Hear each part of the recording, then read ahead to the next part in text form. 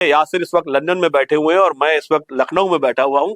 और ये हम लोग तकनीक का इस्तेमाल करते हुए आज आमने सामने बात हाँ कर रहे हैं। चलिए शुरू कर रहे हैं। तफ्तीश एक खून की, इस तरह की कुछ हेडलाइन हम लोग इसका उस पर हाँ डाल देंगे थंबनेल हाँ पे। इन्होंने 4 बायोग्राफीज लिखी हैं, रेखा पर, राजेश खन्ना पर, संजय दत्त पर और गुरुदत्त पर, जो बहुत शानदार किताब थी। छोटे शहरों में अगर 4 सिनेमा हॉल होते थे तो चारों में एक दौर था जब राजेश खन्ना की फिल्में हाँ, चलने और लगती चारों अलग अलग फिल्में। हाँ, संजय दत्त पे सुनते जाते हैं, संजय दत्त जेल गए थे, संजय दत्त पे बहुत सारे केसेस हुए। फिर आते हैं यासिर उस्मान, जिनके ऊपर केस हो जाता है या नोटिस भेज दिया जाता है। गुरुदत्त की फिल्में, वो स्टेन ऑडिटोरियम में बड़े पर्दे पर कागज के फूल, एकदम I was like completely blown away. Then Pyaasa, है ना, देन साहिब बीवी और गुलाम। तो मैं देख रहा हूँ कि यार ये फिल्में ब्लैक एंड व्हाइट है, बट ये बिल्कुल पुरानी नहीं लग रही है। रेखा अपने आप में स्टार थी। रेखा के नाम पर खून भरी मांग रेखा की फिल्म थी। जी जी। फिर भी उनसे जुड़ी बहुत सारी कहानी, चीजें हैं जो लोगों को नहीं पता है।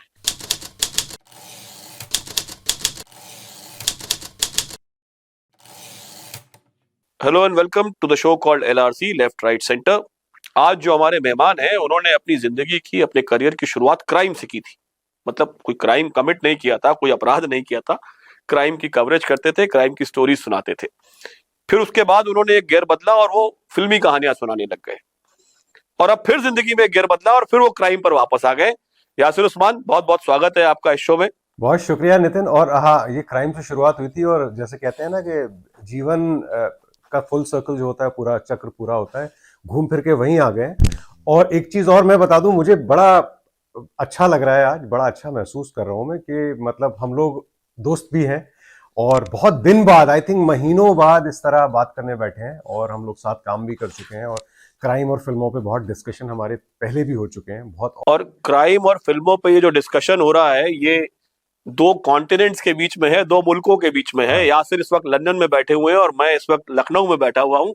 और ये हम लोग तकनीक का इस्तेमाल करते हुए आज आमने सामने बात कर रहे हैं। देखिए, दिलों के बीच दूरी ना हो तो बाकी कुछ लखनऊ और लंदन से के बीच की दूरी का कोई खास फर्क मायने है नहीं। कि सोचिए, फिल्म का टाइटल है लखनऊ से लंदन, क्या मतलब बॉम्बे टू बैंकॉक टाइप की फिल्म है ये। तो यासिर, बातचीत शुरू करते हैं आपकी लेटेस्ट किताब से। जी तो मैं अपने व्यूअर्स, हालांकि सब लोग यासिर को किताबें पढ़ चुके हैं और जानते होंगे कि इन्होंने 4 बायोग्राफीज लिखी हैं, रेखा पर, राजेश खन्ना पर, संजय दत्त पर और गुरुदत्त पर, जो बहुत शानदार किताब थी। हाँ। और अब इन्होंने एक फिक्शनल किताब लिखी है, एज डार्क एज ब्लड। और ये किताब जो है, ये मैंने पढ़ी अभी और मुझे लगा कि यासिर से हमको बात करनी चाहिए। तो ये जो अभी आपकी किताब आई है, एज डार्क एज ब्लड, रोशन राणा एक कैरेक्टर है। तो मैं पहले ये कहना चाहूंगा, जब मैंने पढ़ा तो मुझे लगा कि मैं कोई वेब सीरीज देख रहा हूं। वो मुझे किताब कम और स्क्रीन वर्जन ज्यादा, मतलब आई कुड विजुअलाइज इट, मुझे दिखने लगा कि ये ऐसा हो रहा है और ऐसा मूवमेंट हो रहा है। तो उसकी जो राइटिंग भी है, मुझे ऐसा लगा कि एक वेब सीरीज के अंदाज में या फिल्म के अंदाज में लिखी गई है। तो ये फिल्मी कीड़ा जो था, ये वही काम आया या सोच वैसी थी? कीड़ा काम आया, बिल्कुल आया। और उसकी उसकी 2 वजह है, मैं आपको बताता हूँ 2 वजह क्या है कि जो आपको पढ़ते हुए महसूस हो रहा है कि it works like a web series और फिल्म। उसकी वजह यह है नितिन कि जब शुरुआत हुई थी 2 साल पहले, जब इस कहानी का आइडिया मेरे दिमाग में आया और मैंने शुरू किया, तो जो इनिशियल प्रेजेंटेशंस हुई थी वो मुंबई में प्रोड्यूसर्स के साथ ही हुई थी। और ये एक वेब सीरीज का रूप लेने वाला था। वो किसी वजह से जो हमारे प्रोड्यूसर थे वो एक कॉमेडी शो में इन्वॉल्व हो गए और कॉमेडी और क्राइम का कोई मेल होता नहीं है। तो उस वक्त ये रुक गया और उस वक्त ये वो भी दौर था जब मेरा मूवमेंट लंदन और दिल्ली के बीच ज़्यादा बढ़ गया था। तो ये हुआ कि कुछ वक्त तक इंतज़ार करते हैं और फिर जो हमारे पब्लिशर हैं, जब उनसे बात हुई कि अगली किताब क्या है, गुरुदत्त को करीब 1-1.5 साल हो चुका था, तो मैंने उनसे कहा कि अभी बायोग्राफी मुश्किल है क्योंकि मैं ट्रैवल बहुत ज़्यादा कर रहा हूँ और biographies require a different kind of research, कि आपको आर्काइव में भी जाना पड़ता है, आपको इंटरव्यूज भी करने पड़ते हैं। तो ये एक प्रैक्टिकल समस्या थी कि हम आएंगे उस पर लौटकर। और मेरे पास अभी एक स्टोरी आइडिया है जो उस वक्त जिस पे मैं काम कर रहा था, वो ये स्टोरी आइडिया था जो शुरुआत में एक वेब सीरीज के मॉडल में था। तो जब मैंने बाकायदा पिचिंग हुई पब्लिशर के सामने, मैंने उनको जो मेरा ब्रीफ था वो भेजा, जो कहानी के हाई पॉइंट्स थे वो भेजे। और ये उन्होंने एक्सेप्ट किया, इसको अप्रूव किया, उन्होंने कहा कि चलिए इस पर नॉवल करते हैं। तो ये इस तरह से आया, बहुत ऑर्गेनिकली आया। और इस तरह फिर मेरा काम बढ़ गया, क्योंकि वो 8 एपिसोड इतने डिटेल्ड नहीं होते हैं। अब ये 400 पेज जब नॉवल लिखना पड़ा तो मेरे लिए बिल्कुल अलग तरह का एक पूरी दुनिया क्रिएट करनी पड़ी, कैरेक्टर्स की बैकग्राउंड और पूरा सब, जैसे जैसे रियल कैरेक्टर हो। तो एक तो ये कि विजुअली सोचा गया था, इसलिए शायद विजुअली नजर आ रहा है आपको पढ़ने में। आप शुरुआती रीडर्स में से एक हैं, और आपने जो रिव्यू दिया तो मुझे लगा ये काफी हद तक पहुंच गया जो बात मैं पहुंचाना चाहता था। और दूसरी जो फिल्म से जुड़ी बात है, वो हमने बात की थी ना, कि जो बेसिक आइडिया था वो एक बाप और बेटे की कहानी है कि क्राइम तो है, ठीक है, मर्डर्स हो रहे हैं और मर्डर मिस्ट्री है और एक पुलिस वाला है, वो ठीक है, लेकिन जो बेसिक आइडिया था वो एक फादर और सन का कॉन्फ्लिक्ट था। वो कहां से आया? वो आया, एक मेरी बड़ी पसंदीदा फिल्म है, आपकी भी पसंदीदा फिल्मों में एक है वो, जी जिसका नाम है जी शक्ति, रमेश चिप्पी की शक्ति, दिलीप साहब और अमिताभ बच्चन। और वो एक जी ये शक्ति की कहानी नहीं है, लेकिन जो कॉन्फ्लिक्ट था कि कुछ ऐसी घटना होती है जिससे बाप और बेटे के बीच एक दीवार है, और वो प्यार बहुत करते हैं एक दूसरे को, लेकिन जाहिर है वो साथ नहीं रह सकते और वो अलग हो जाते हैं। इस तरह की एक कहानी है, और इसको किस तरह एक क्राइम के ढांचे में फिट किया जाए। और वो जो पुलिस वाला है, जो बाप है, वो बड़ा एंटी हीरो टाइप है, फ्लॉड है। तो उसको मैं बिल्कुल हीरो, आपने पढ़ी है किताब, तो वो हीरो नहीं है वो, लेकिन वो एक्सेप्ट हाँ, लेकिन करता है। हाँ हाँ एक जो हाँ सीन है, अब ये प्रॉब्लम ये है कि किताब के बारे में हम लोग हाँ, बात कर ज्यादा रहे हैं और बात नहीं कर किताब की सकते, कहानी बता नहीं बता सकते। नहीं सकते। किताब की कहानी बता नहीं सकते, लेकिन हाँ एक सीन में मुझे लगता है हमारे व्यूअर्स को पता लगना चाहिए कि भाई, जब वो बेटा पकड़ा जाता है जेल में और हाँ बाप कहता है कि किसी का बेटा हो, हाँ उसको हाँ हाँ। कोई कोई रियायत नहीं मिलनी चाहिए। कुछ इस तरह की बात है दैट्स ना माय कि जो, ट्रिब्यूट टू है शक्ति, ना, that scene. That was a tribute to Shakti. या अब शक्ति की बात है तो थोड़ा ऑफ ट्रैक जाते हैं कि हाँ। अनिल कपूर साहब ने एक स्टेटमेंट दिया था कि शक्ति ऐसी फिल्म थी जिसमें 3 सुपरस्टार्स थे। जिस हाँ, नहीं नहीं नहीं, जो ठीक है कि ठीक है, आप हाँ समझ गए, आप हाँ समझ गए मेरी हाँ बात हाँ ना। हाँ, हाँ तो खैर आगे बढ़ते हैं। मुझे, जैसे मैंने आपको फोन पर भी कहा था, कि मुझे गर्दिश याद आई थी। हाँ मुझे वो अमरीश पुरी का सीन याद आया था जब वो मारने के बाद खाना लेके जाते। आई थिंक पूरी किताब में क्राइम की कहानी एक तरफ है और ये बाप बेटे की कहानी जो है, ये बड़ा, ये जो एक प्यार भी है और टकराव भी है और वैल्यूज में भी टकराव है, वो जो एक इमोशनल ट्रैक है वो बहुत इंटरेस्टिंग, बहुत शानदार ट्रैक है। लेकिन कहानी जो है कि एक कैरेक्टर है रोशन राणा, जिसके बारे में मैं आपसे पूछूंगा कि भाई वो कहाँ से दिमाग में आपके आया। और वो दिल्ली से दार्जिलिंग जाता है एक मर्डर की तफ्तीश करने। खोजबीन के लिए, हाँ तफ्तीश करने के हाँ लिए। तफ्तीश एक खून की, इस तरह की कुछ हेडलाइन हम लोग इसका उस पर हाँ डाल देंगे थंबनेल हाँ पे। हाँ तो जब वो दार्जिलिंग, तो दार्जिलिंग क्यों, मतलब आप लंदन चले गए दिल्ली छोड़ करके, और वो जो है वो दार्जिलिंग जाता है और पूरा सिनारियो जो है वो दार्जिलिंग में फिट है। तो एक सवाल तो ये कि अ,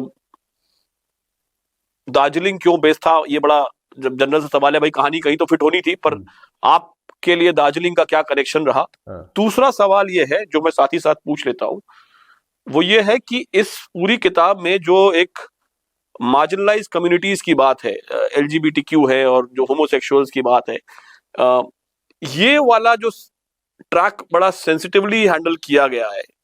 अ, ये कहाँ से दिमाग में आया कि हमारे कैरेक्टर्स ये भी हो सकते हैं, और इस पूरी कम्युनिटी में ही क्राइम बेस्ड है और उस पूरी कम्युनिटी से जुड़ा पूरी कहानी है। ये कॉन्फ्लिक्ट की शुरुआत के बाप बेटे का एक कॉन्फ्लिक्ट रखना है, और वहां से आए कि कॉन्फ्लिक्ट क्या हो, ऐसा क्या कॉन्फ्लिक्ट हो सकता है जो एक ट्रेडिशनल बाप और एक नए जमाने का बेटा, इन दोनों के बीच का कॉन्फ्लिक्ट। और ये कहानी इसलिए 2000 के आसपास की है, जो अब हमारे एडिटर ने बोला मुझे कि अरे ये तो पीरियड ड्रामा है। हमारे जहन में ऐसा नहीं आता ना, जब हम 90s की बात, हम लोग हाँ, 90s, we grow up in 90s, and अब हमें बिल्कुल नहीं लगता कि अच्छा 90s अब पीरियड ड्रामा हो गया है। तो ये पीरियड ड्रामा है, उस वक्त मतलब होता है, बेसिकली आप और हम बुजुर्ग हो गए। बुजुर्ग हो मतलब चुके हैं। आप और माशाल्लाह जवान है, लेकिन हाँ, तो वो जो एक तो प्लेसमेंट कहानी का, कि जब अवेयरनेस नहीं है, जब गूगल और मोबाइल फोन्स इतने एक्टिव नहीं हुए हैं, थोड़ा सा गूगल के आने के बाद काफ़ी सिनेरियो चेंज हुआ है, हम सबके जहन थोड़े एक्सपैंड हुए हैं, हमारे पेरेंट्स भी अब व्हाट्सएप करने लगे हैं, यूट्यूब देखने लगे हैं, उनका भी थोड़ा दायरा बड़ा है सोच का। तो ये उससे पहले की बात थी कहानी की। और दूसरा, मार्जिनलाइज्ड कम्युनिटी थोड़ा देर से आई। पहले कॉन्फ्लिक्ट ही था बाप बेटे का। जब बाप बेटे का कॉन्फ्लिक्ट आया तो ये था कि वापस जब वो एक केस में जाएगा तो उसका पास्ट उसके सामने कैसे खड़ा हो। तो ये कॉन्फ्लिक्ट दिखाना था मुझे, और वो तभी हो सकता था जब वो इस कम्युनिटी के साथ कुछ हो रहा है। और उस कम्युनिटी के साथ कई इवेंट्स हैं, अगर आप देखेंगे, जो उस वक्त की लेट 90s और अर्ली 2000 में दिल्ली में क्राइम्स हुए थे। वो हालांकि उनके नाम और जगह बदल दिए हैं, लेकिन वो असली क्राइम्स हैं जिनकी मैं बात कर रहा हूँ, जी जी जिससे जी। कहानी की शुरुआत होती है। तो वो लखनऊ में भी ऐसे एक दो किस्से हुए थे जो बड़े बड़े हाँ अखबारों में हाँ बहुत छपे थे, और वही वक्त था, ये वही हाँ, दौर था जब भी इवन जो मैंने अखबारों की हेडलाइंस यूज की हैं, उस वक्त मैं नया नया जर्नलिस्ट था, पास आउट होके आया था, तो वो असली हेडलाइंस हैं, मुझे अच्छी तरह याद थी, और मैं वापस उन हेडलाइंस पर गया। तो वो जो इस्तेमाल की हैं इस किताब में, वो काफ़ी सच्ची घटनाएं हैं। इमोशंस काफ़ी सच्चे हैं बाप बेटे वाले, क्योंकि जिन लोगों ने मेरी मदद की, आपने मुझे दार्जिलिंग पूछा, तो उसकी दो वजह हैं। एक तो दार्जिलिंग का एक बड़ा अलग मिस्टिक है। हम मसूरी भी बहुत खूबसूरत है, और नैनीताल और शिमला भी बहुत जी खूबसूरत जी है, और ये अप्रोचेबल थे, हम जी। दिल्ली में थे। लेकिन जब मैं दार्जिलिंग गया था पहली बार, तो उसका अलग तरह का मिस्टिक था एक, बिल्कुल। आई थिंक उसकी वजह उसकी लोकेशन थी, और जो बॉर्डरिंग एरियाज थे उनकी एक अलग कहानी थी, पुरानी पास्ट था। एक पॉलिटिकल अपहीवल से गुजरा था 90s में वो। तो वो थोड़ा सा बैकग्राउंड है, हालांकि उसके बारे में नहीं है ये कहानी, लेकिन इट अफेक्ट्स बाय कैरेक्टर्स। तो वो मुझे बड़ी चीजें लगती है कि बहुत सारी चीजों का मेल्टिंग पॉट है दार्जिलिंग, और कई भाषाएं हैं वहां पर। नेपाली भी बोली जाती है, और बंगाल में है तो बंगाली भी बोली जाती है, बंगाली बोली जाती है, हाँ और हिंदी बिल्कुल बोलने बिल्कुल। वाले भी मिलते हैं, और बहुत बहुत अंग्रेजी दाँ भी हैं जो अंग्रेजी में ही बात करने वाले मुझे मिले। तो मुझे बड़ी बहुत बहुत इंट्रीगिंग लगती है वो जगह। और दूसरी खास वजह थी कि वो कहानी के लिहाज से जरूरी था कि दिल्ली से काफी दूरी हो, क्योंकि वो जाहिर हाँ आपने पढ़ी हाँ है, आपकी अगर वो नैनीताल होता तो वो इम्पैक्ट नहीं होता। तो एक एक द डिस्टेंस ऑफ हाँ। Darjeeling from Delhi was important. तो लेकिन वो सेकेंडरी वजह थी। पहली वजह यही थी कि मुझे पसंद है दार्जिलिंग बहुत, और जिन दो लोगों ने मेरी मदद की, जो आपने कहा कि सेंसिटिवली हैंडल किया है मैंने, मैं लगातार उनसे बात करता रहा, उन्होंने अपनी पर्सनल स्टोरीज मुझसे शेयर की। और ये ऐसी स्टोरीज थी जो जो आमतौर पर लोग करते नहीं है। उन्होंने मुझ पर भरोसा किया, और यही कहा कि सेंसिटिवली डील करना। तो जब मैंने लिख लिया, तब भी मैंने उनको एक बार पढ़वाया, और उन्होंने कहा नहीं नहीं ठीक है। और मैं उस बात को लेकर थोड़ा घबराया हुआ था कि ये मेरा डोमेन नहीं है, मैं इसका एक्सपर्ट नहीं हूं। हाँ लेकिन मुझे एक बात की नहीं, मैं ये पूछने वाला था आपसे कि ये रिसर्च जो है ये सोहो में घूम घूम के की गई है, नहीं लंदन में, या फिर नहीं, ये ये इंडिया में बात की गई है लोगों से? लंदन का जो आउटलुक है एलजीबीटीक्यू प्लस का, वो अगर मिलेगा भी तो आज का मिलेगा, और आज वाला मुझे नजरिया नहीं चाहिए था, क्योंकि अब थोड़े दिमाग हाँ खुल गए हैं लोगों के। जी, और 25 यहाँ साल पहले वक्त बहुत 25 अलग साल था। पहले वक्त अलग था, और 25 साल पहले भी इंडिया, और 25 साल पहले भी दार्जिलिंग, तो बंगाल का एक दार्जिलिंग। कोना। तो वो अलग था। यहाँ मैं लोगों से मिला, लेकिन वो हिंदुस्तानी लोग थे जिन्होंने मुझसे अपनी कहानियां शेयर की। बहुत सारे लोगों की कहानियां हैं जिनको मैंने, वो अर्श जो उसके बेटे के माध्यम से मैं जी कहलवा रहा हूं उनको, लेकिन वो बहुत सारे लोगों ने मुझ पे भरोसा करके मेरे साथ वो कहानियां शेयर की। और जाहिर है बाप बेटा, देखिए, अगर आपने किताबें और भी पढ़ी हैं मेरी, नितिन, और ये रिश्ता मुझे बाप बेटा और माँ बेटा बहुत इंट्रीग करते हैं। जैसे अगर आप राजेश खन्ना पे जाएंगे, वो बाप बेटे की कहानी थी। अगर आप संजय दत्त, जी। सुनील दत्त पे जाएंगे, तो हालांकि वो बायोग्राफी बाप बेटी कहानी। संजय दत्त की थी, लेकिन वो इट वाज हाँ मेरा एक लाइन का ब्रीफ। जब मैंने उस कहानी को पिच किया था पब्लिशर के सामने, तो मेरा ये था कि a father who never gives up on his son, और एक सन जो कभी सुधरता नहीं है। This was the brief in one line. It was a father son story. Guru Dutt की story was also a mother son story. तो वो चाहे वो फिक्शन हो या नॉन फिक्शन हो, टू ह्यूमनाइज दो सेंट्रल कैरेक्टर्स, और वो एक इंसान के तौर पर क्या थे, वही वो आइडिया था।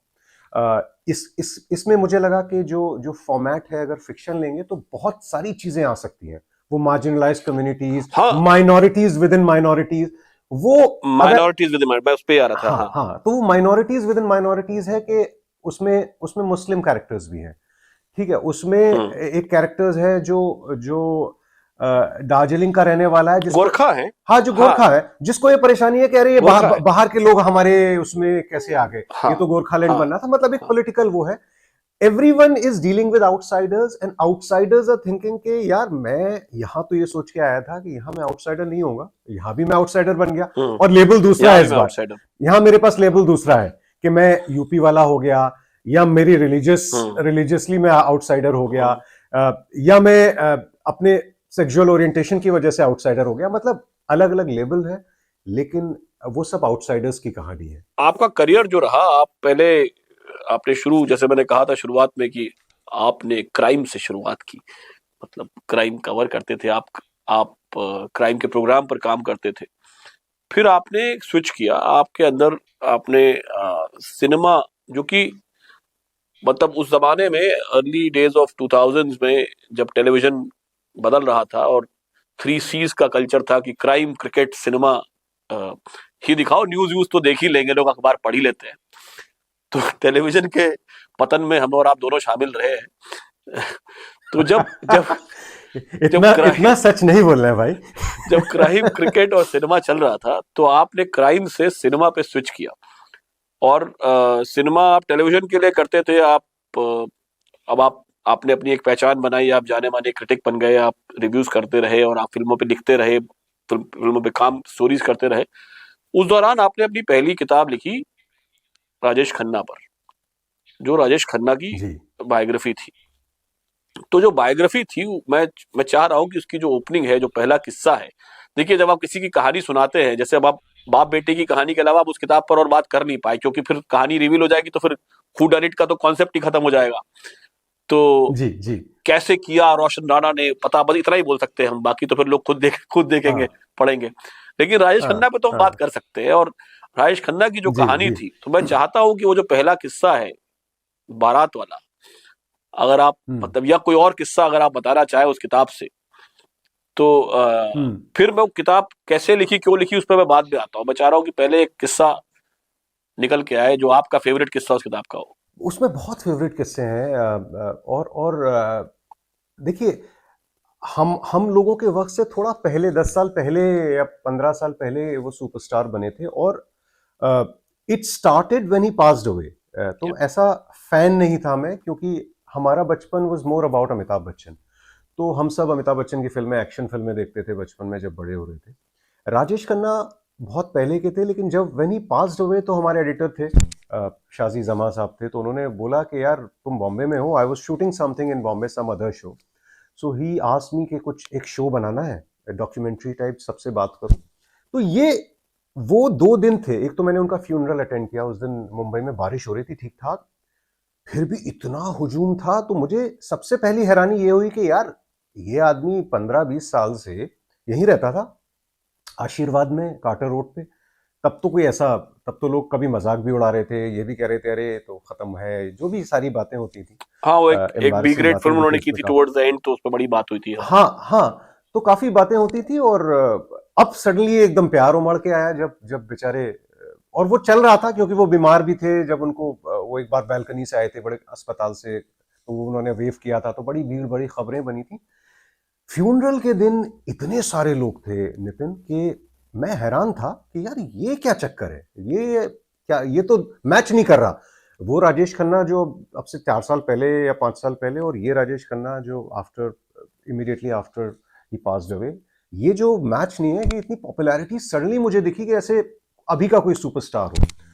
तो कई लोग मिले, दे वो people who came from Ahmedabad, there was a lady who came from Kolkata, और जो बातें हुई वो बड़ी बड़ी इमोशनल थी, कि वो मैंने किताब में भी लिखी हूँ, कई लोगों ने कहा है कि सही है, लेकिन वो बाइट्स हैं, जब वो कैमरा पे भी हैं वो सब साउंड बाइट, कि आप कहाँ से आई हैं, कि मैं तो कोलकाता से आई हूँ, कि आप जानती थी कि नहीं, मैं कभी नहीं जानती थी, but it used to be, जब हम जाते थे राजेश खन्ना की फिल्में देखने, it used to be like a date between us. तो वो जो मैजिक की बात हुई, तो मुझे लगा अरे वाह, ये तो बहुत कमाल की बात है। और फिर ये सामने आया कि इतना बड़ा स्टार, उनसे पहले जो वक्फा रहा 2 साल 2.5 साल का उनका, वो जो सुपर स्टारडम वाला, जब वो 15-16 फिल्में लगातार एक के बाद एक हिट हुई, और फिर जब रिसर्च की तो पता चला कि छोटे शहरों में अगर 4 सिनेमा हॉल होते थे, तो चारों में एक दौर था जब राजेश खन्ना की फिल्में चली। हाँ, और चारों अलग-अलग फिल्में, हाँ, चारों अलग-अलग फिल्में, क्योंकि फिल्में बहुत करते थे, एक साल में 7-8 फिल्में करते थे। तो ये वाला दौर मुझे लगा, ये तो यार, ये तो समेटना चाहिए। तो पहली जो जो जो जब मैंने कहा सजेस्ट किया तो ये था कि मैं आखिरी के 15 साल पे करना चाहता हूँ, इस पे थोड़ा सा देखें कि इतना बड़ा superstar, but what happened in the last 2 decades of his life और 15 years ऑफ हिज लाइफ।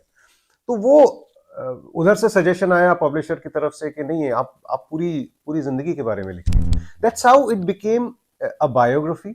और जो आप पहले सीन की बात कर रहे हैं जहां से फिल्म शुरू होती है, वो राजेश खन्ना और डिम्पल की शादी का है, जब राजेश खन्ना अपनी बारात लेकर जाते हैं।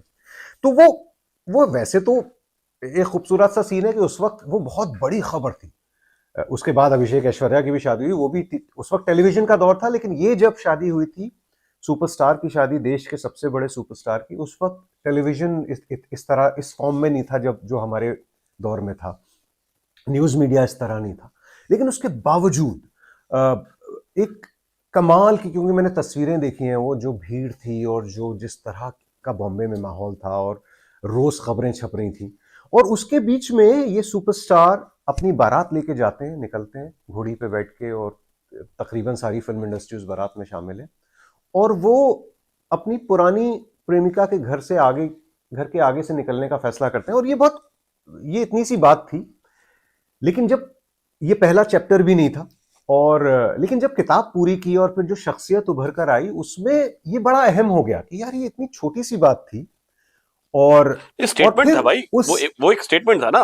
और ऐसे स्टेटमेंट्स उनकी जिंदगी का हिस्सा रहे थे, और बड़े खूबसूरत पहलू भी हैं उनकी जिंदगी के, लेकिन ये बड़ा एक अजीब, बड़ा ह्यूमन पहलू भी है, और बड़ा एक स्टारडम से अलग पहलू भी है कि वहां इमेज की चिंता नहीं थी किसी को। हाँ।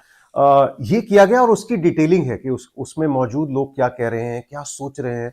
तो वो मुझे इतना फैसिनेटिंग लगा कि यार ये बारात से शुरू करें, ये कोई किसी को आपत्ति तो नहीं होगी। लेकिन यही था कि रिसर्च और ज्यादा, कि वो लोग जो उसमें मौजूद थे, जो कवरेज हुई, वो आर्काइव से निकाला जाए। और फिर वो खाका बड़ा खूबसूरत है। वो पहला पूरा ओपनिंग उस किताब की इज अबाउट राजेश खन्ना's बारात, और वो उनकी शख्सियत का एक पहलू दिखाता हुआ, और वो पूरा चला जाता है कि आगे क्या आने वाला है इस कहानी हाँ में। बिल्कुल, और वो कहानी बड़ी फिल्मी हाँ अंदाज वो में है, हाँ क्योंकि आपने नहीं अभी नहीं कहा भी, वो आपने जब अभी कहा तो आपने ये कहा कि फिल्म जब शुरू होती है तो पहला सीन ये है कि वो बारात में जा रहा है। पहला सीन ही है। तो राजेश खन्ना की बात हुई यासिर, और जब हम लोग संजय दत्त की बात करते हैं, तो संजय दत्त के बात सुनते ही हमको लगता है, पहले दिमाग में ऑब्वियसली मतलब एक फादर सन वाली बात तो आती है, लेकिन संजय दत्त पे सुनते जाता है, संजय दत्त जेल गए थे, संजय दत्त पे बहुत सारे केसेस हुए। फिर आते हैं यासिर उस्मान, जिनके ऊपर केस हो जाता है या नोटिस भेज दिया जाता है ना। हाँ हाँ हाँ तो हाँ तो संजय दत्त और आप में जो ये केस वाली बात थी इस किताब की वजह हाँ से, हाँ जो आपने संजय दत्त पे किताब लिखी, हाँ। वो क्या किस्सा था? वो किस्सा ये हुआ, पहले तो मैं आपको ये बताऊं कि मैंने जितनी भी 4 किताबें लिखी हैं, राजेश खन्ना, रेखा, संजय दत्त और Gurudutt. Rajesh Khanna passed away when I started writing, मतलब उसके बाद शुरू किया मैंने।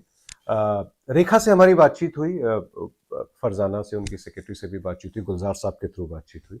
और शी एक्सक्यूज हरसेल्फ, उन्होंने बस यही कहा कि यार अच्छा लिखना टाइप, लेकिन she didn't never call back, और बहुत मुश्किल होता है फिर रेखा तक पहुंचना। तो रेखा जी से भी मतलब इंटरव्यू नहीं है रेखा का, उसमें पुराने इंटरव्यूज हैं, आर्काइवल फुटेज है। गुरुदत्त ऑफ कोर्स थे नहीं जब मैंने किताब लिखी। Sanjay Dutt is the only person I have actually interviewed.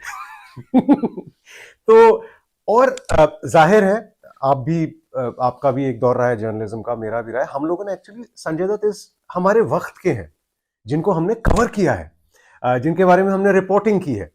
तो वो तो इतना और हमने वो दौर भी देखा है जब वो लोग अपने बाल बढ़ाते थे, मतलब उनके हिसाब से, हाँ है ना। हाँ और हाँ। जब वो साजन आई थी तो वो ट्रैजिक हीरो अपनी जिंदगी में बनने की कोशिश करते थे, शायरी लंबे बाल बढ़ा के बोलते थे। तो वो दौर बड़ा कमाल का रहा है। और संजय दत्त का लिखने की वजह, एक तो बाप बेटे वाला कॉन्फ्लिक्ट था, वो बहुत इंपॉर्टेंट था, लेकिन दूसरी वजह ये थी कि वो he is a comeback man. उतने ज्यादा comeback I think Sanjay Dutt और अमिताभ बच्चन, दो लोगों को मैं मानता हूं जो फिनिक्स की तरह हर बार उठ खड़े होते हैं। कि इनको जब लॉन्च किया गया तो इनकी माँ बीमार थी, नरगिस जी, खैर वो बड़ी मुश्किल से फिल्म पूरी हुई और ये बुरे हाल में थे। उसके बाद पूरा ड्रग्स का फेस था कि अमेरिका गए, इलाज करा के लौटे, फिर नाम आ गई, नाम के थ्रू वापस स्टार बन गए। उसके बाद जब बहुत अच्छा दौर चल रहा था तो टाडा लग गया, मतलब कुमार गौरव नहीं बने। हाँ, कुमार गौरव नहीं बने। कुमार हाँ, टाडा में फंस हाँ, गए, जेल गए, देशद्रोह का केस लगा है। तो ये होता है ना कि उसके बाद अगर आप ये छोड़ दो कि ये संजय दत्त की कहानी है, आप एक फिक्शनल कैरेक्टर लिखो कोई भी, तो लोग आपसे कहेंगे अरे यार ये कुछ भी लिख देते हो तुम, ये जेल गया, देशद्रोह का हाँ, केस लग गया, हाँ, उसके बाद भी स्टार बन गया, उसके बाद ये इनकी खलनायक, हाँ, मतलब ब्लॉकबस्टर सबसे बड़ी, ठीक है, उसके बाद ये फिर आर्म्स एक्ट में इनको फाइनली जेल हुई और ये चले गए, फिर एक बार जेल रहने चले गए। आप अगर फिक्शनल कैरेक्टर होगा तो सोचोगे यार ये अब थोड़ी वापसी करेगा, फिर वो मुन्ना भाई गांधीगिरी फिर से वापस। People always accepted him and the reason was that people somewhere connected with him at a very human level, कि यार ये बच्चा, इसकी माँ चली गई थी, ये बच्चा ड्रग्स में फंस गया था, ये बच्चा ऐसे केस में फंस गया था। दैट, मैं अभी ये सही और गलत की सिंपैथी नहीं, मैं बता रहा हूं कि जनता अपने हिसाब से सोचती है, ऑडियंसेस लॉजिक या किसी और चीज से नहीं सोचते, उनका सीधा जुड़ाव है इस शख्स से। तो मुझे लगता है बड़ा कमाल का इंट्रीगिंग फैसिनेटिंग कैरेक्टर है, और ये वजह थी कि हमने और ये हमारी आंखों के सामने गुजरे, हमने सब देखा है, इसके लिए हमें आर्काइव्स की जरूरत नहीं है, ये तो हमारे सामने हुआ है। तो वो लिखा, आई थिंक वो केस नहीं हुआ, वो जब आई किताब और वो एकदम से किताब हर जगह छाई हुई थी, उस वक्त खूब उसके बारे में कवरेज हो रहा था, it became an instant best seller. तो उसके बाद हजारों कॉपियां बिकी उसकी। उसके बाद सडनली उन्होंने एक ट्वीट किया, पहले उन्होंने ट्वीट किया कि ये मैंने ऑथराइज नहीं किया है।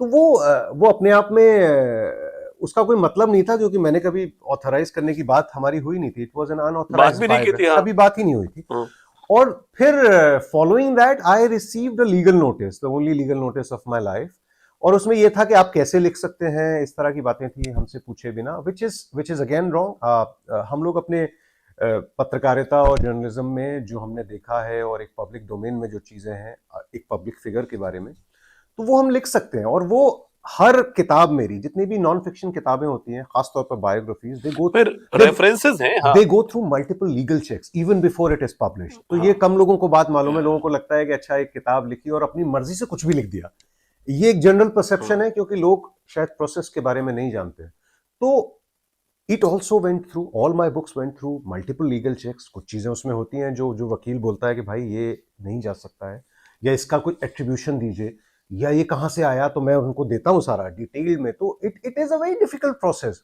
मतलब अगर टिपिकल मार्केटिंग टर्म में आरओआई करके देखें, तो किताबों का कोई आरओआई नहीं होता है। हम लिखते हैं क्योंकि हम लिखना चाहते हैं, क्योंकि खुशी के लिए। हाँ, हाँ, क्योंकि बिल्कुल, क्योंकि बिल्कुल, हमें बिल्कुल। कहानी कहना है, क्योंकि हम कहानी कहना चाहते हैं। That is the only reason of writing. वरना इस दौर में तो आप रील बनाइए, वही वायरल हो जाएगी, काफी है आपके लिए। कोई मतलब किताब से मशहूर होने के लिए 2 साल लगाने का कोई कोई तुक नहीं है। तो वो देखिए, लीगल, इस लाइन को काट के मैं रील बना के जरूर डालूंगा। हाँ, coming back to that legal notice, वो लीगल नोटिस आया और उसका जवाब दे दिया हमने और पब्लिशर ने मिलकर। और उसके बाद यही हुआ कि उन्होंने क्या मांगा था, एक लाइन में उन्होंने कहा था कि अब और कोई एक्सर्प्ट्स नहीं आने चाहिए मीडिया में। He never asked to stop the book, he never did, it is still available everywhere. तो वो लीगल नोटिस इतना सा था कि आपने हमसे पूछे बिना कैसे लिख ली, और अब एक्सर्प्ट्स नहीं आने चाहिए। तो पहले का जवाब ये था कि we don't need to ask anyone if we are thorough with our attributions and everything, research process।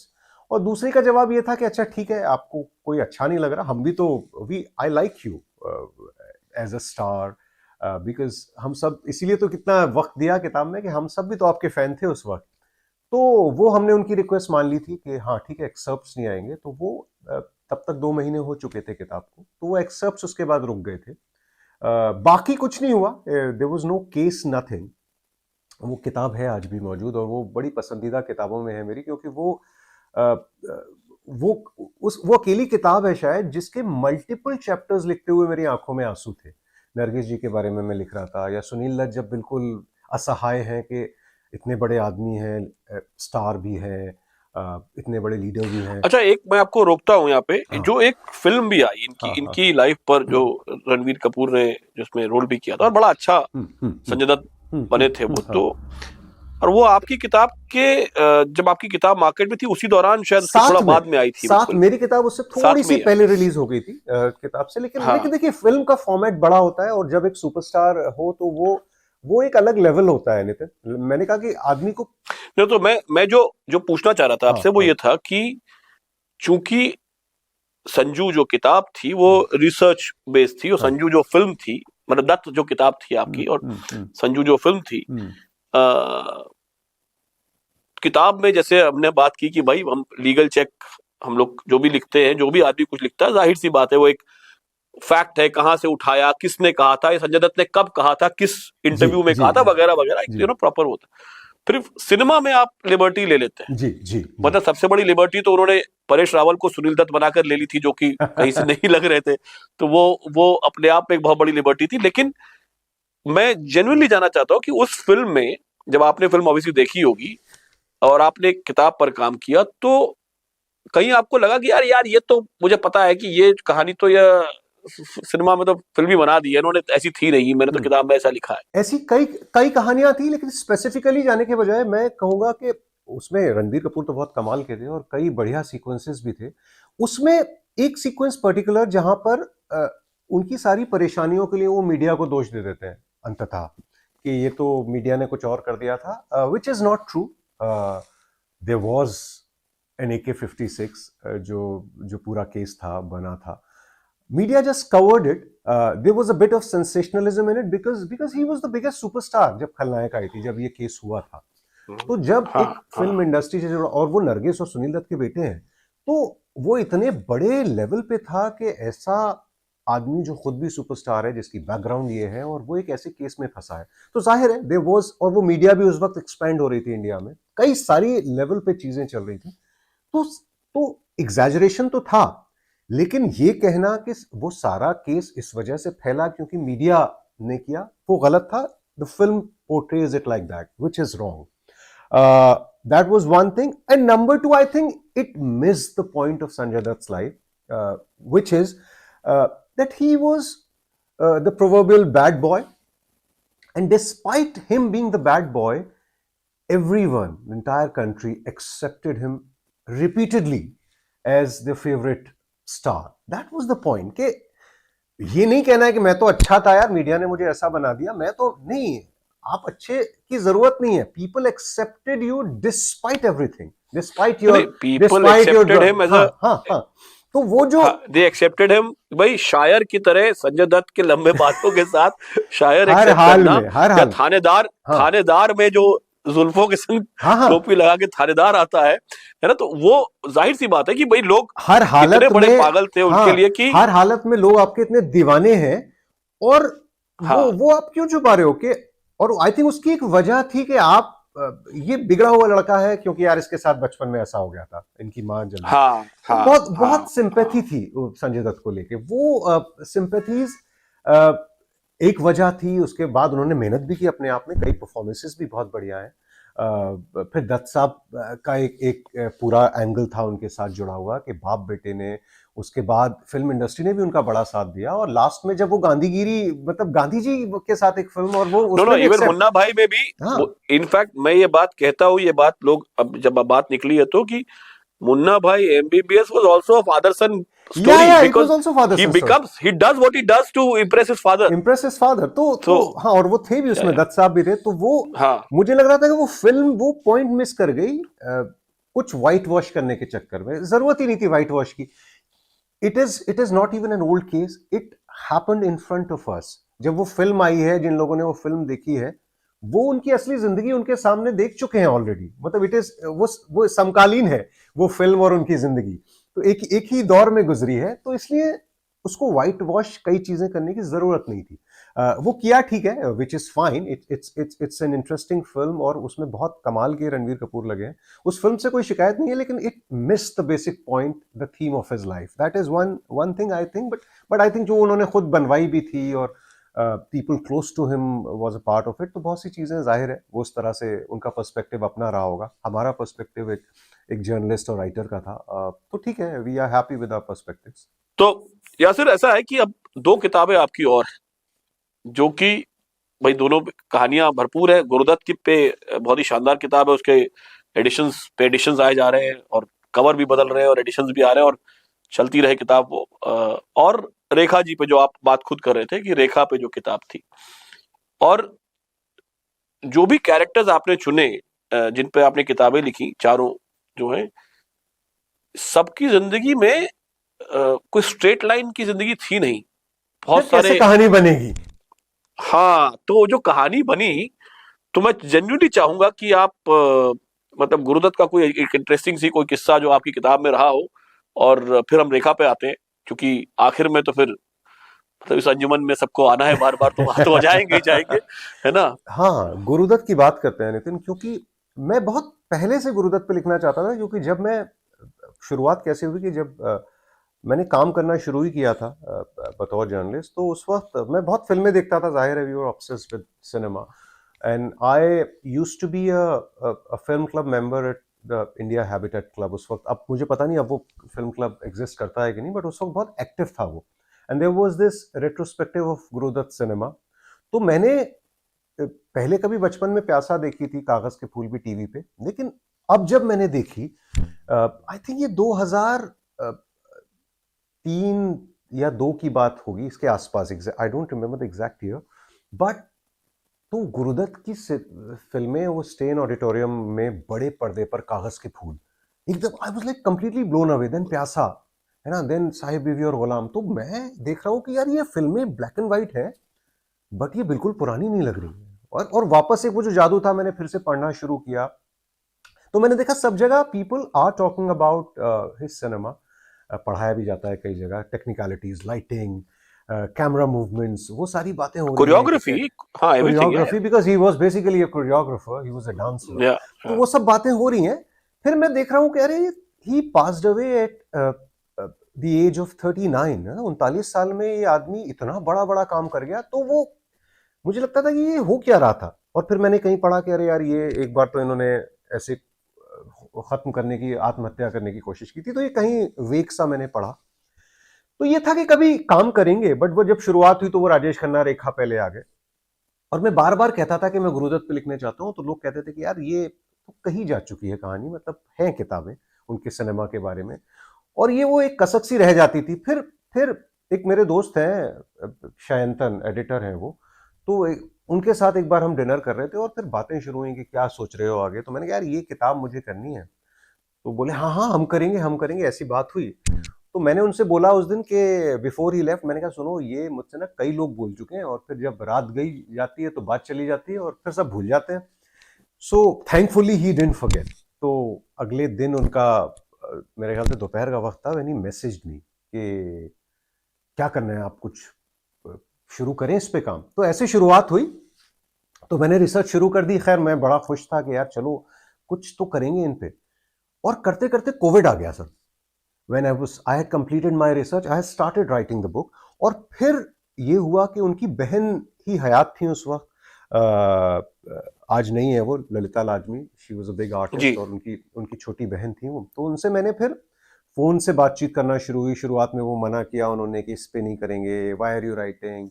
धीरे धीरे हमारी बातचीत होती रही। आई थिंक उन्होंने भी किया, क्योंकि ये लॉकडाउन का वक्त था, और वो भी बहुत उस वक्त अकेलेपन से जूझ रही थी, वो अकेली रहती थी। तो बातचीत शुरू हुई, फिर वीडियो कॉल्स हुए। फिर ये हुआ कि अरे नहीं, I now I trust you, come and meet me. फिर जब मैं बॉम्बे गया, लॉकडाउन उठा, उनके इंटरव्यूज टेलीफोनिक हुए, काफी रिकॉर्ड किए मैंने, और वो सब बहुत, और वो धीरे धीरे जो एक लाइन में समझ में आया, वो मुलाकातें तो खैर थी, और उन्होंने जब मैं घर गया तो स्क्रिप्ट्स भी दी गुरुदत्त साहब की पुरानी, काफी चीजें मुझे दे दी कि पूरी एल्बम ले जाओ, तो मैं क्या करूंगी अब इनका, इस तरह की बातें। और वो, and she was very sweet and very kind to me. और उसके बाद जो एक एक लाइन में सर समझ में आई कहानी, जो किताब भी थोड़ा उसका, कई लोग उससे, मेरे पढ़ने वाले नाराज भी हैं कि आपने ये सीधी कहानी नहीं सुनाई है, आप आगे पीछे बहुत जा रहे हैं।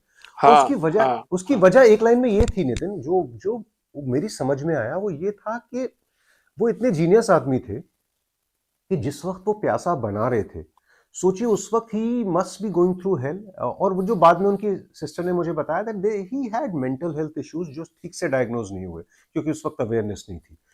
तो प्यासा बना रहे हैं उस वक्त, he is going through something, and it was his first suicide attempt during प्यासा। ठीक है। फिर उसके बाद वो कागज के फूल बनाते हैं। कागज के फूल नहीं चलती है, लेकिन वो कागज के फूल इतनी कमाल के स्केल पे बना रहे हैं। पहली सिनेमा स्कोप फिल्म भी थी वो।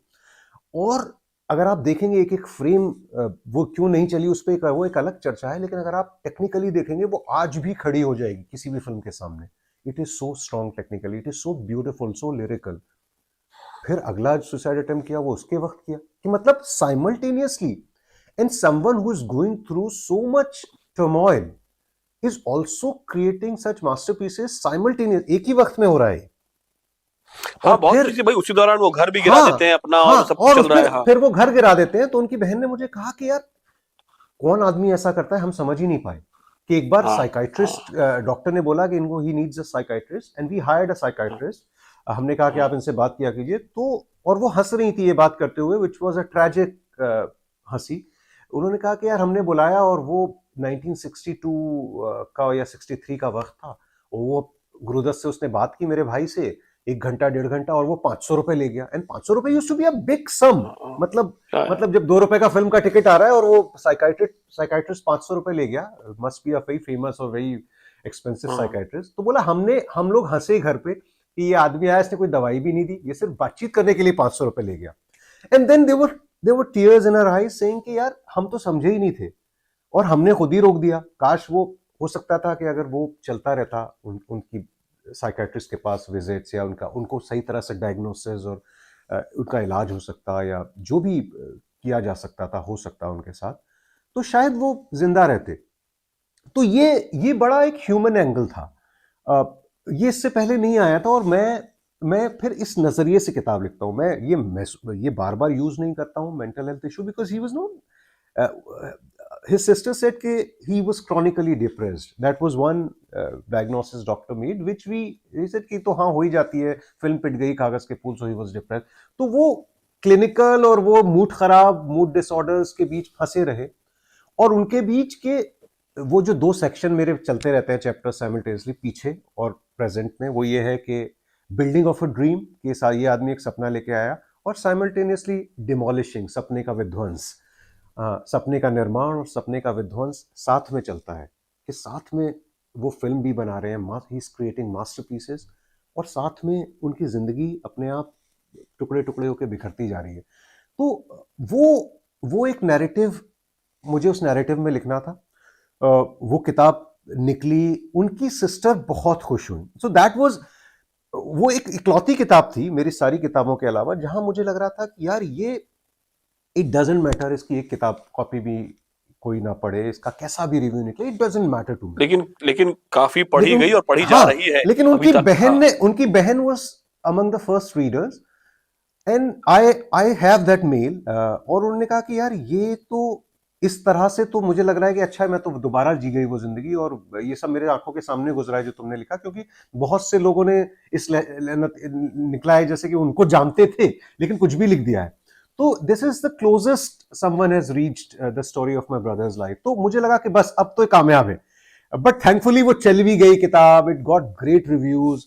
I still get messages about that book. और हाँ, मल्टीपल उसके एडिशंस आ गए, वो हिंदी में भी काफी लोगों ने पढ़ी।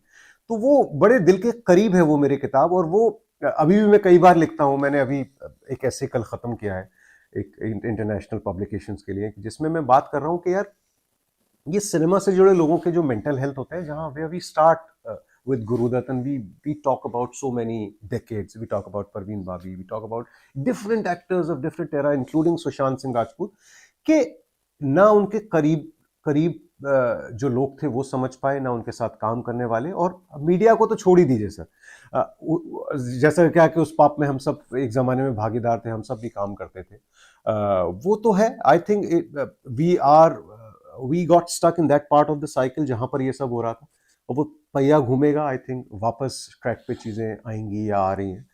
तो वो मीडिया की भी बात करता है। तो वो एक बहुत इंपॉर्टेंट इशू है। गुरुदत्त से की कहानी में उस नजरिए से अब ज्यादा देखता हूँ कि यार और निर्माण कर सकते थे वो, अगर विध्वंस ना होता तो। ये दुनिया अगर मिल भी जाए तो क्या है। हाँ, वो वैसे तो यही है। तो रेखा की कहानी जो है, जैसे आपने कहा कि रेखा आई थिंक फिल्म इंडस्ट्री की सबसे ज्यादा मिस्टीरियस, अगर कोई परसोना पिछले 50 साल में रहा है, जितना मैं जानता हूँ। उससे पहले देविका रानी थी अपने जमाने में, वो भी काफी मिस्टीरियस थी, उनकी भी बहुत सारी कहानियां हैं जो पता है नहीं पता है लोगों को। लेकिन रेखा जब से आई, फिर रेखा, भाई Rekha ruled 80s, late 70s 80s, she was there, and obviously Amitabh Bachchan के साथ कहानियां थी, अमिताभ बच्चन के संग फिल्में कर रही थी। रेखा अपने आप में स्टार थी। रेखा के नाम पर खून भरी मांग रेखा की फिल्म थी। जी तो जी। और फिर भी उनसे जुड़ी बहुत सारी कहानी चीजें हैं जो लोगों को नहीं पता है। वो अचानक से अपनी कांजीवरम साड़ी पहने हुए एकदम किसी फिल्म फंक्शन में प्रकट होती हैं, वो दो चार लाइनें बोलती हैं और फिर वो फिर काफी वक्त तक गायब हो जाती है। जो आज के जमाने में भी जो स्टार्स की मिस्ट्री हुआ करती थी एक एरा में, उसको कि वो कायम किए हुए हैं। कायम किया, एक्सेसिबिलिटी नहीं है, हाँ हाँ हाँ अप्रोच नहीं है, सोशल मीडिया पर नहीं है, और फिर भी वो एनिग्मा है, फिर भी वो रेखा है। हाँ हाँ अ, हाँ। आप जानना चाहते कि कौन है इसके पीछे, इस पर्सोना के पीछे कहानी क्या है। तो जब रेखा पर किताब लिखी गई, और अगेन बात वही आती कि ऐसी कई बातें आपको पता लगी होंगी जो आपने लिखी, कई बातें जो आपने शायद उस किताब में नहीं भी लिखी होंगी। तो ऐसी कोई बात जो आपको लगता है कि दुनिया ने वही बात नजरिए की है, जब बात क्योंकि गुरुदत्त की बात आई कि भाई हमने इस नजरिए से देखा ही नहीं था कभी, दुनिया ने उस नजर से कभी गुरुदत्त की कहानी को नहीं देखा। तो रेखा की कहानी में भी कुछ ऐसा होगा ना, आपको लगा होगा कि यार इस तरह से तो रेखा को कभी किसी ने समझने की कोशिश ही नहीं की। बिल्कुल था। और नितिन, आपने बिल्कुल सही पूछा। ये जब मैंने फैसला किया ये कहानी लिखने का, तो एक दो पब्लिशर्स थोड़ा घबराए थे। उन्होंने कहा नहीं यार, ये तो बहुत सेंसेशनलाइज कर दी जाएगी ये कहानी। मेरा जवाब था कि हाँ, those stories are definitely a part of her life. मतलब जाहिर है हिस्सा है उनकी जिंदगी का, तो ऐसे तो नहीं है कि मैं नहीं लिखूंगा। तो but it is not about that only. तो मैं हर किताब का एक लाइन बनाता हूँ, जैसे हमारे जर्नलिज्म में होता है ना कि ये बताओ हेडलाइन क्या होगी। तो हाँ। उसमें एक लाइन का जो थीम था, जो फाइनली मैंने जब चिकी सरकार ने पब्लिश की थी, वो उस वक्त हम्म। जगरनॉट नया पब्लिशिंग हाउस आया था, और वो हम्म। वो एक with in a second she said yes, कि हाँ ये क्यों नहीं कर रहे हैं हम। बाकी हम्म। लोगों ने कहा था यार ये क्यों करें, और उनका कहना था ये क्यों नहीं कर रहे हैं। तो वो एक लाइन का ब्रीफ मैं आपको बताऊं, जो नजरिया था वो ये था कि एक 14 साल की लड़की आती है मद्रास से, जो अब चेन्नई है, जो बंबई आती है, जिसको हिंदी नहीं आती, वो हिंदी फिल्मों में काम करने के लिए आती है। वो थोड़ी सी तेलुगु जानती है, थोड़ी सी तमिल जानती है। सांवली है। वो सांवली है, उसका वजन बहुत हाँ। ज्यादा है, बिल्कुल वैसी नहीं दिखती जैसी ट्रेडिशनल हिंदी फिल्म हीरोइन का एक खाका सबके दिमाग में हुआ करता था उस वक्त, खास तौर से 1969 की बात कर रहा हूं मैं, जब रेखा आई थी अपनी माँ के साथ। वो एक होटल के कमरे में रहती हैं, महीनों तक उनके पास घर नहीं है, शी स्ट्रगल्स। उनको क्या क्या नहीं कहा जा सकता, कहा गया काली कलूटी, this was the phrase use, मोटी भद्दी, काफ़ी काफ़ी वर्ड्स जो मैं अभी कह भी नहीं सकता हूँ, वो सब उनके लिए इस्तेमाल किए गए, और ये सब ऑन रिकॉर्ड हैं जो प्रिंट में छपे हैं। वही लड़की 15 साल बाद, जिसको हिंदी भी नहीं आती थी, उमराव जान बनती है, खालिस उर्दू बोलती है, हिंदुस्तानी बोलती है, और नेशनल अवार्ड जीतती है। ये थी एक लाइन में कहानी, इससे ज़्यादा कोई कहानी नहीं है रेखा की। ये थी कहानी जो हम कहना चाहते थे कि उस सफ़र में, उस 15 साल के सफ़र में, वो इम्पोर्टेंट 15 साल थे, क्या गुजरा। फिल्म इंडस्ट्री भी बदल गई काफ़ी हद तक उनके ही दौर में, कि वो बहुत छोटी छोटी फिल्मों से, बी ग्रेड से शुरू करते करते करते करते करते she became the biggest star, the biggest female star. खून भरी मांग की आपने बात की, जो रेखा की फिल्म है, रेखा की वजह से चली है, रेखा की वजह हाँ से बिल्कुल। ब्लॉकबस्टर थी। तो कहानी वो थी। और दूसरी, जो जब मैंने रिसर्च भी की, तो बहुत सारी चीजें थी, the way she worked on herself, on her looks, on her diction, मतलब जो एक प्रोफेशन की तरह लिया कि मुझे यहाँ एक्सेल करना है। ऐसा नहीं है कि मैं आ गई हूँ तो लोग, क्योंकि संजय दत्त की तरह उनके साथ नरगिस और दत्त साहब का नाम भी नहीं था कि एक्सेप्ट कर ही हाँ लेंगे मतलब इसको। था भी नाम, तो यहाँ नाम था भी, तो हाँ, चेन्नई में था, यहाँ पे नहीं था। हाँ। She was a complete outsider in Bombay, hmm. और जो लोगों का साथ भी मिला, उनके एसोसिएशंस भी रहे, जाहिर उन एसोसिएशंस की बात के बिना जिंदगी अधूरी है, क्योंकि वो खुद एक्सेप्ट करती रही हैं सब, वो सब हम्म। कुछ है। लेकिन वो लड़ाई तो उनकी अपनी थी, और ये कहानी उनकी लड़ाई के बारे में थी। और उसके बीच अपने कई भाई बहन थे उनके, जिनको, and she became the mother of the house.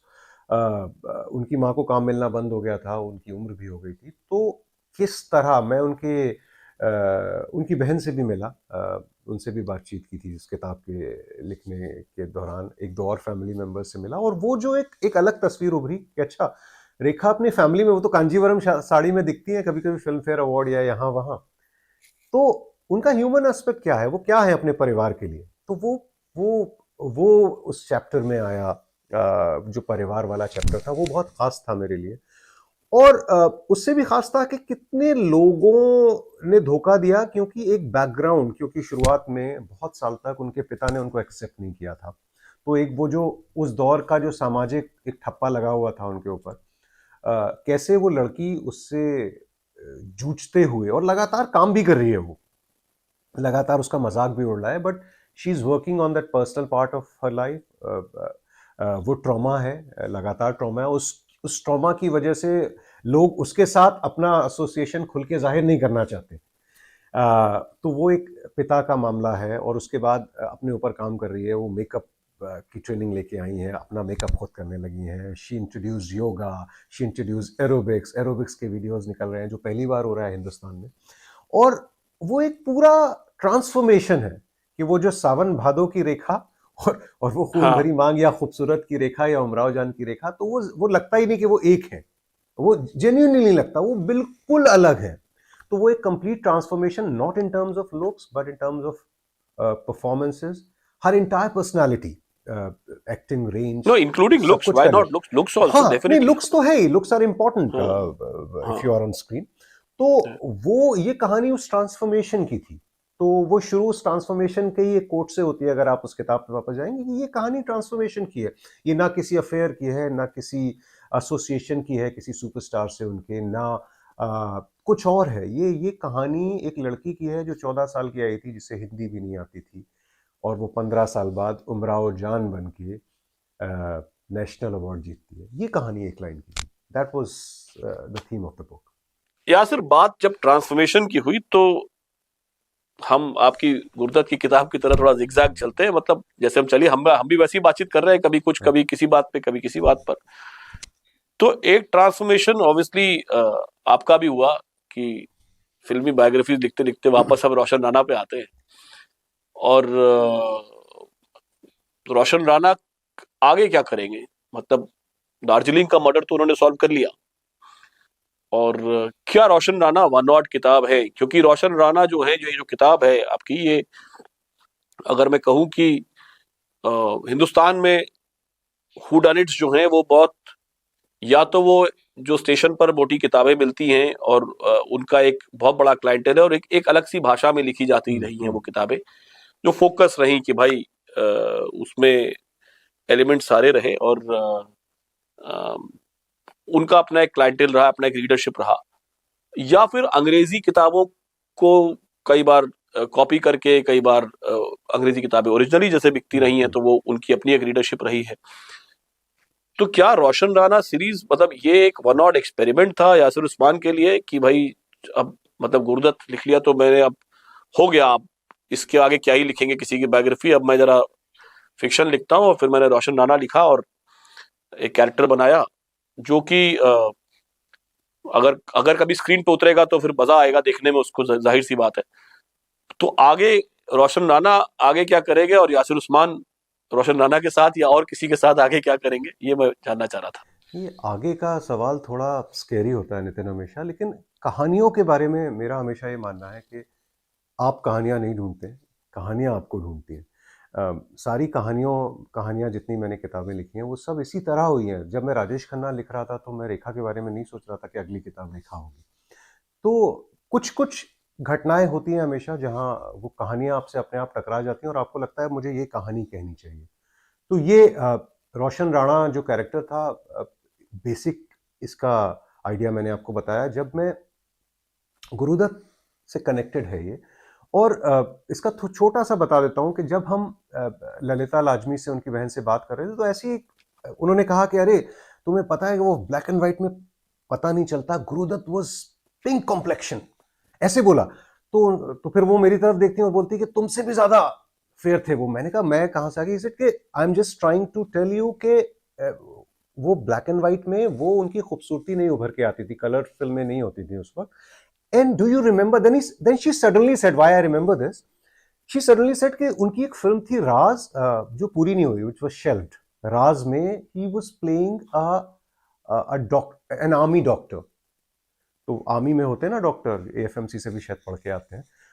तो आर्मी में जो डॉक्टर होते, ये राज खोसला बना रही थी, खुद बना रही थी? आई थिंक राज खोसला बना रहे थे, खुद हाँ बना हाँ हाँ। खुद राज नहीं, खोसला बना रही थी, क्योंकि हाँ हाँ। इनके बाद वो सुनील दत्त के साथ भी शूट हुई थी आदि, बट इनिशियली हाँ, अच्छा। मतलब इनके अलावा सुनील दत्त के साथ भी, बट वो दोनों बार रिलीज नहीं हुई। तो जो राज के कुछ तस्वीरें आपको गूगल पे अगर करेंगे तो मिल जाएंगी, वो ललिता जी के पास तो प्रॉपर फोटो सेशन था उसका।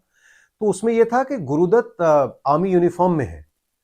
तो एंड शी सेड, वो एल्बम पलटते हुए कि यार कितने देखो क्या जमते थे, अगर कभी ये सोचो कि ये पुलिस वाले का रोल करते, वर्दी वाले का रोल करते।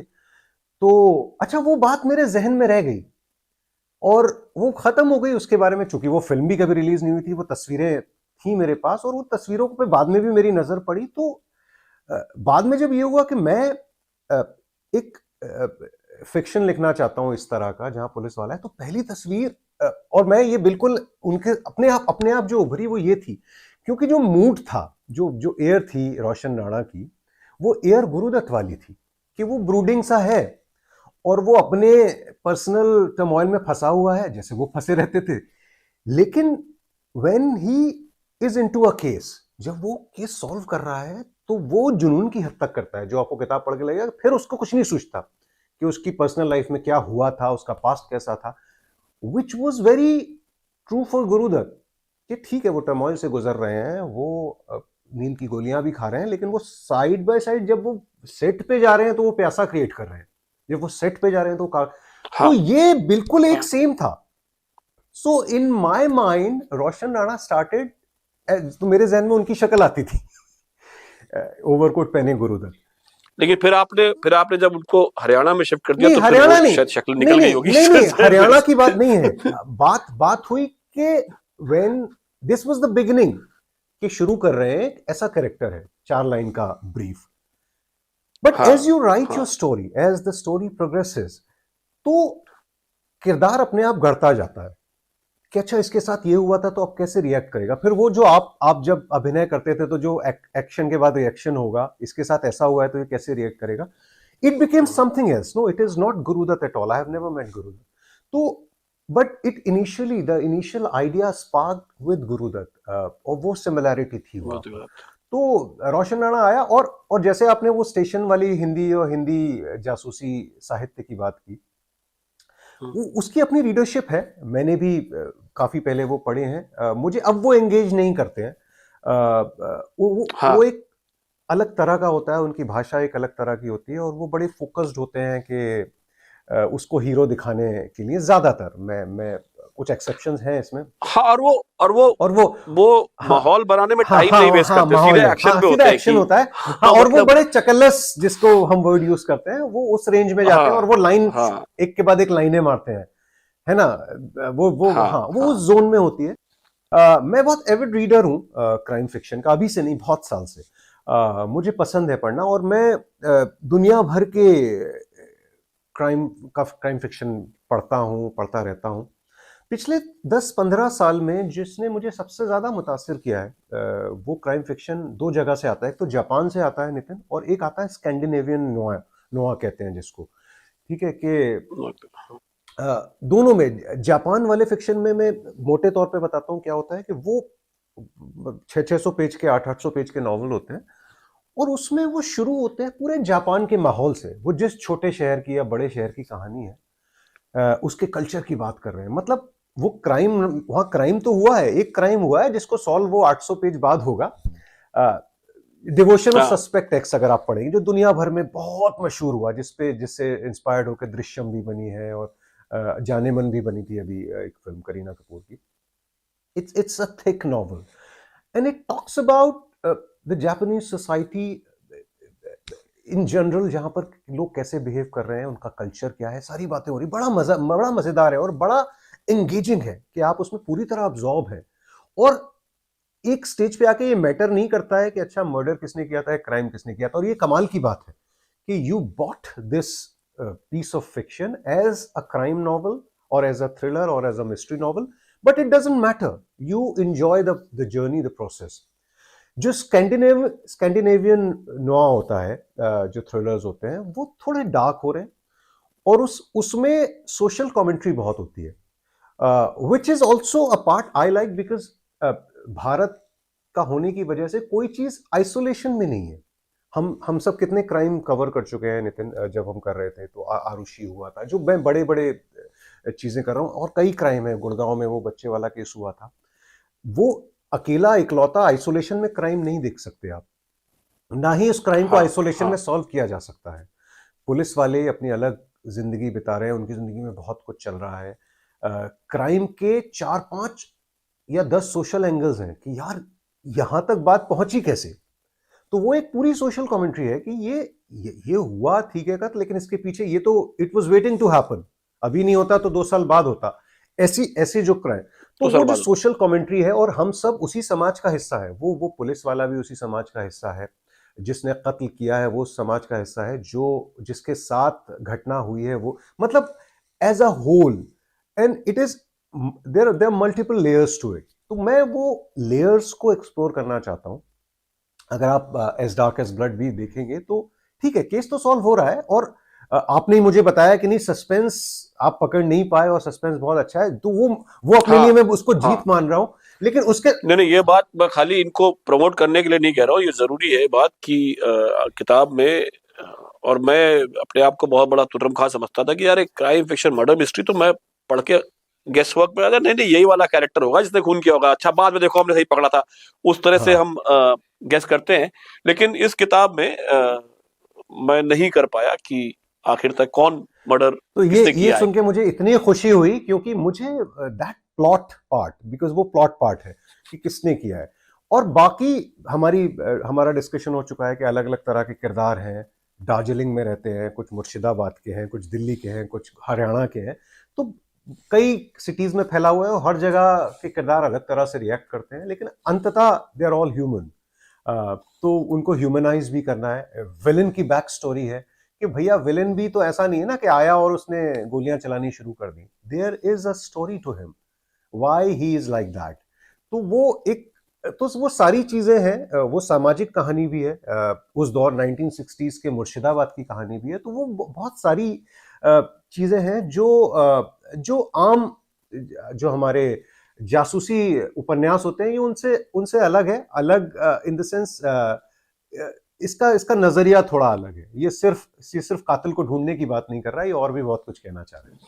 नहीं हाँ, और इमोशनल, भी और ये सब टेक्स्ट आई थिंक काफी है। ये मोर देन हाँ social issues, these are emotional issues. I think it's an emotional story more than a social story. Definitely, तो हम ये चाहेंगे यासिर कि रोशन रारा की अगली किताब पढ़ने को हमें मिले, और आपको यश और कीर्ति दोनों मिले, और कीर्ति कौन है ये जानने के लिए आपको किताब पढ़नी अब पड़ेगी। बहुत बहुत शुक्रिया मैं लंदन से।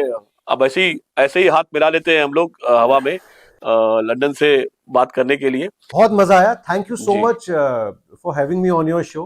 Lovely talking to you about all my books, the new book, and पढ़िए। मैं तो यही कह रहा हूँ सबसे कि बुक्स पढ़ने से मत घबराइए, मेरी मत पढ़िए तो किसी और की पढ़िए, किताबें पढ़ते रहिए। नहीं नहीं, कहानियां जीवन में और कुछ है नहीं, सिर्फ कहानियां ही रह जाती हैं। चलिए साहब, मुलाकात थैंक यू होगी। Nitin, thank you so much.